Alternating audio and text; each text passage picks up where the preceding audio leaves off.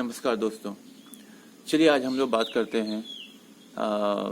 ऐसे टॉपिक पे जो कि normal day to day life में हम लोग इस चीज़ को यूज कर रहे हैं और हम लोग को उसके जो एडवर्स इफ़ेक्ट्स हैं उसके बारे में मालूम नहीं होते हैं। ये जो कपड़े पहनते हैं हम लोग, जो टाइट फिटिंग कपड़े पहनते हैं, उससे कितना नुकसान हो सकता है आज हम लोग इस वीडियो में जानेंगे। तो अगर आपको ये मेरा वीडियो अच्छा लगे तो आप मेरे चैनल को सब्सक्राइब जरूर कीजिएगा और बेल आइकन को भी डेफिनेटली दबा दीजिए, क्योंकि बहुत सारे ऐसे अच्छे वीडियोज मैं आपको बताऊंगा जो डे टू डे लाइफ में आप लोग उस चीज़ को कर तो रहे हैं, बट उसका क्या एडवर्स इफेक्ट हो सकता है, क्या उसका नुकसान हो सकता है, मैं आपको उस चीज़ के बारे में बताऊंगा। तो चलिए आज हम शुरू करते हैं अपने इस वीडियो में। राल्फ किटलर नाम का एक एंथ्रोपोलॉजिस्ट जो कि ह्यूमंस के ऊपर में एक आपका जेनेटिक एनालिसिस किया था और इसमें यह पता लगाया था कि जो कपड़े का जो ओरिजिन है ये आज से 1,70,000 साल पहले हुआ था। तो उस समय से ये हमारे जो ह्यूमन बींग्स आपको कपड़े पहनते हुए आ रहे हैं और ये जो कपड़े पहनने के जो तरीके हैं ये अलग अलग जगह पे अलग अलग ढंग से है, क्योंकि कहीं पे जो मौसम होती है तो मौसम कहीं पे गर्म है, कहीं पे ठंडा है, कहीं पे बारिश ज़्यादा होती है। तो उसके स्वरूप लोगों ने अपने जो वेशभूषा है, अपने जो क्लॉथिंग का जो पैटर्न है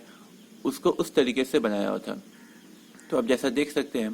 कि जैसा भी अपन जानते भी हैं कि जो अरब देश में है, जो जहाँ पे गर्मी बहुत ज़्यादा होता है, वहाँ पे लोग वाइट कलर के कपड़े ज़्यादा पहनते हैं, सफ़ेद कलर के कपड़े पहनते हैं और जो हल्के कपड़े होते हैं,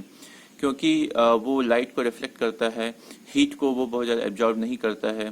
सो वही अगर हम लोग ठंडे प्रदेश में जाएंगे तो ठंडे प्रदेश में जो गर्म कपड़े होते हैं, गर्म कपड़े लोग पहनते हैं ताकि जो हम लोग का जो बॉडी हीट है वो हम लोग को वायुमंडल में ना जाए ज़्यादा, तो उस कारण से बॉडी टेम्परेचर को मेंटेन रखे। तो बेसिकली जो फंडामेंटल यही होते हैं कि बॉडी टेम्परेचर को मेंटेन रखना होता है। तो अगर हम लोग बात करें कि आज के डेट में जो भारत देश में आज के डेट में जो प्रचलन चला हुआ है कि ऐसा आप लोग जानते हैं कि भारत देश आपका गर्म प्रदेश है, यहाँ पे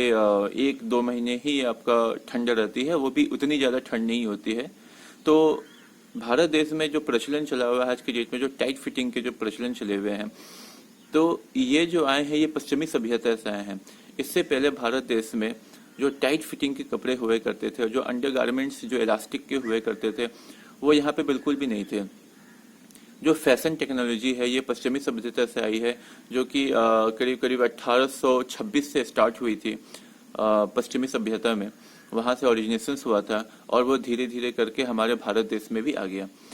तो आज मैं आपको बताऊंगा कि इसके नुकसान क्या क्या हैं। तो जैसा कि आज के अगर हम लोग एनालिसिस करते हैं तो जो डेनिम है, जो जीन्स है, जो टाइट फिटिंग के जो आपको पैंट सब जो पहनते हैं और जो टाइट फिटिंग के जो हम लोग कपड़े पहनते हैं और जो खासकर जो अंडर गारमेंट्स पहनते हैं, जो इलास्टिक के अंडर गारमेंट्स होते हैं, तो वो कितने ज़्यादा हानिकारक हैं। डे टू डे लाइफ में हम लोग इस चीज़ को पहन तो रहे हैं, लेकिन अगर आप देखें कि अगर हम इस चीज़ को कंटिन्यूस अगर हम पहनते हैं तो कुछ ना कुछ प्रॉब्लम्स आपके शरीर में आते हैं, ये बात आप भी जानते हैं। और इस चीज़ से छुटकारा पाने के लिए बस एक ही चीज़ है कि आप इस चीज़ को कम से कम प्रयोग करें। तो अब क्या है कि या तो फिर कम से कम प्रयोग करें या तो फिर इसके जगह पे आप उस चीज़ को रिप्लेस करें कुछ ऐसे चीज़ है जो कि आपके बॉडी के लिए बहुत ही अच्छे हैं। तो अगर हम आज बात करें तो इसके बारे में जो स्किनी जीन्स हैं, जो टाइट फिटिंग के जीन्स हैं, जो खासकर महिलाएं बहुत ज़्यादा पसंद करती हैं पहनना, तो इसका जो अगर आप देखेंगे तो जैसे कि वो लोग अगर लंबे समय के लिए पहनते हैं या उसके बाद अगर जो स्किनी जीन्स होते हैं, जो टाइट फिटिंग के जीन्स होते हैं, अगर उसको पहन के लंबे समय तक एक जगह पे अगर एक जगह पे बैठे रहें तो उसमें क्या होता है कि आपका जो पैर का जो ब्लड सर्कुलेशंस होते हैं, जो रक्त संचार होता है, वो काफ़ी ज़्यादा स्लो हो जाता है।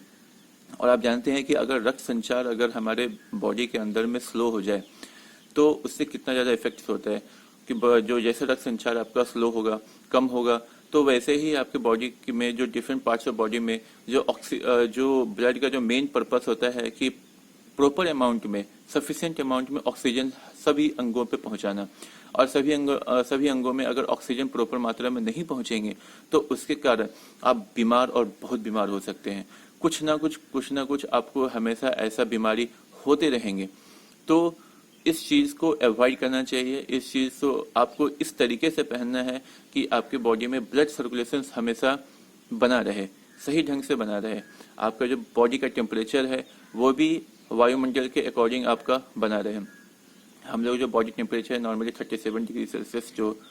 आपका है, तो वो बॉडी को मेंटेन रहना चाहिए। अगर बॉडी का टेम्परेचर बहुत ज़्यादा बढ़ जाता है, जैसे कि हम लोग जैसे जो कपड़े पहनते हैं उसके कारण हमारा बॉडी टेम्परेचर भी काफ़ी ज़्यादा उसमें बढ़ भी जाता है। और सबसे बड़ी चीज़ है कि अगर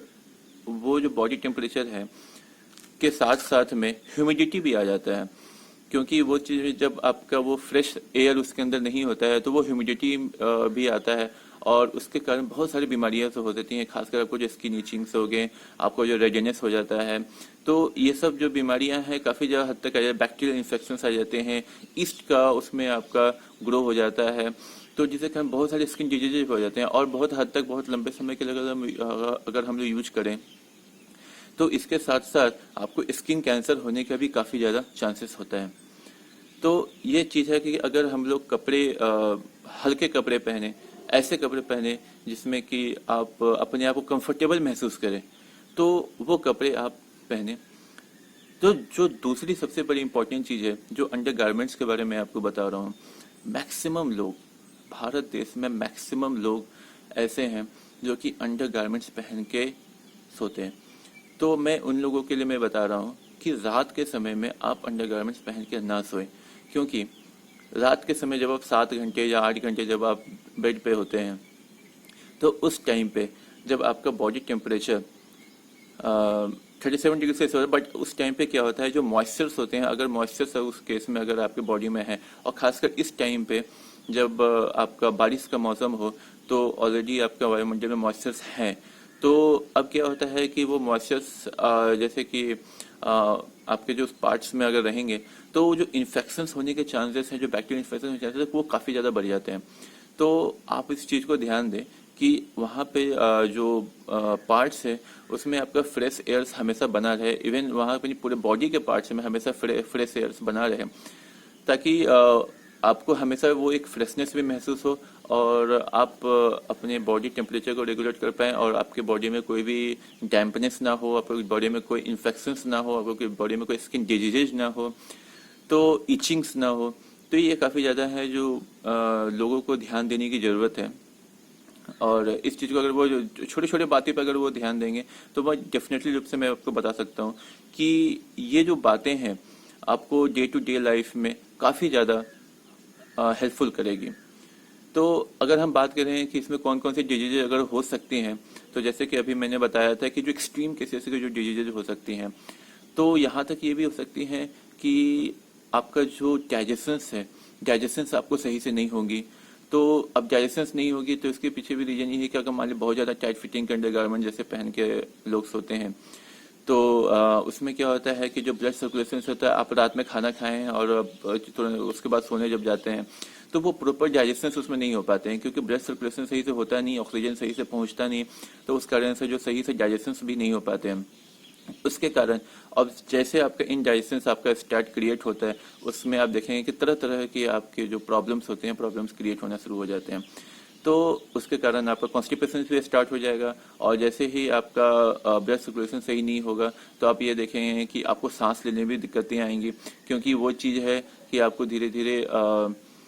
और भी ज़्यादा एडवर्स इफेक्ट अगर वो देखेंगे उसका, तो दिल का दौरा भी पड़ सकता है इवन, क्योंकि अगर सही अमाउंट में ऑक्सीजन आपकी बॉडी में नहीं पहुंचती है तो उसके कारण भी प्रॉब्लम हो सकता है। इवन आपके जो बॉडी के कुछ पार्ट्स हैं जहाँ पे सफिशिएंट अमाउंट ऑफ ऑक्सीजन नहीं पहुंचे, वो पार्ट भी आपको सुन्न हो सकता है, वो कुछ समय के लिए आपको एक्टिव नहीं रहेगा। और अगर ब्रेन पे सबसे इम्पोर्टेंट ये भी है कि अगर आपका ब्रेन में अगर ऑक्सीजन सही मात्रा में नहीं पहुंचता है तो डेफिनेटली है कि आपका जो ब्रेन है सही से फंक्शन नहीं होगा, आपको बहुत ही इरिटेशंस लगेगा और आप अपने आप को काफ़ी लो एनर्जी फील महसूस करेंगे। तो ये सब छोटी छोटी बातें हैं, अगर इस चीज़ को आप ध्यान देंगे तो आप अपने जो दिनचर्या है आप उसको और भी अच्छा बना सकते हैं और बहुत सारी बीमारियों से आप दूर भी रह सकते हैं। अगर आपको ये मेरा वीडियो अच्छा लगे तो आप मेरे चैनल को सब्सक्राइब जरूर कीजिएगा। मैं कुछ ऐसे अच्छे अच्छे वीडियोज मैं आपके लिए बनाता रहूँगा। क्या आपको ये वीडियो कैसा लगे, आप नीचे दिए गए कमेंट बॉक्स पे जरूर लिखिएगा। धन्यवाद।